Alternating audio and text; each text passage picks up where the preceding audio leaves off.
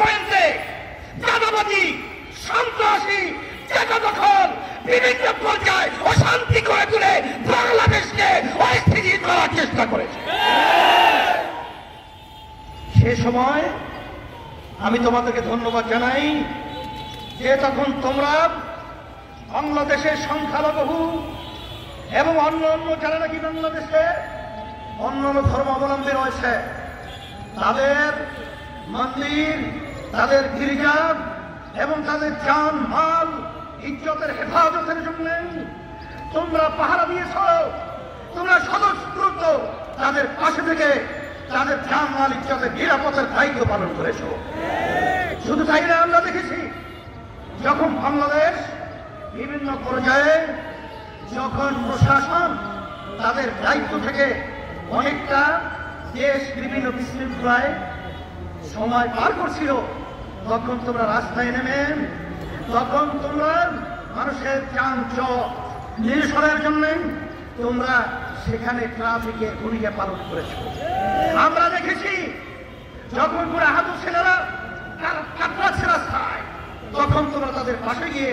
তাদের সহযোগিতা কাজ করেছ। আমরা দেখেছি বন্যার্থ যখন নাকি ভারত থেকে পানি ছেড়ে আমাদেরকে না জানিয়ে আন্তর্জাতিক আইন লঙ্ঘন করে আমাদের দেশকে ডুবিয়ে দেওয়ার জন্য ষড়যন্ত্র করেছিল, তখন তোমাদের সেখানে স্বতঃস্ফূর্ত স্বেচ্ছাসেবক এবং সাথে সাথে তাদের অন্ন বস্ত্র তাদেরকে বিভিন্ন চিকিৎসার ব্যবস্থা তোমরা করেছো। আমরা তোমাদেরকে ধন্যবাদ জানাই, আর সাথে সাথে তোমাদেরকে আহ্বান করছি, আসো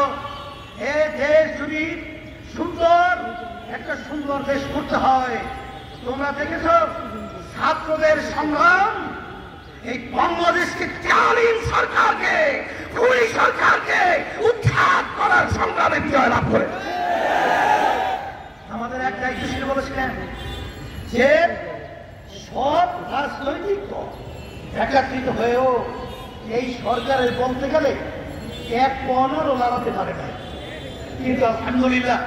যখন ছাত্রদের আন্দোলন সংগ্রাম, যখন তোমরা ন্যায্য দাবি আদায়ের লক্ষ্যে যখন তোমরা স্বতঃস্ফূর্ত ভূমিকা পালন করেছিলে, তখন বাংলাদেশের সব শ্রেণীর মানুষ, এমনকি আপনারা দেখেছেন ইসলামী আন্দোলন বাংলাদেশ সর্বপ্রথম রাজনৈতিক ব্যানারে অন্য কোন রাজনৈতিক দল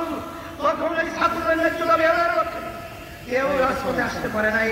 তবে ইসলামী আন্দোলন বাংলাদেশ তার সমস্ত সহযোগী সংগঠন আমাদের জানমাল কুরবান করে ন্যায্য অধিকার বাস্তবায়নের পথে ঝুঁকি নিয়ে তাদের বসে দাঁড়িয়েছে। কিন্তু আজকে দুঃখে বলতে হয়, যারা অন্তর্বর্তীকালীন সরকার আপনারা দায়িত্ব পালন করেছেন, রাজনীতি করতে করতে চুল পেকে গেছে, দাড়ি পেকে গেছে, দাঁত পড়ে গেছে,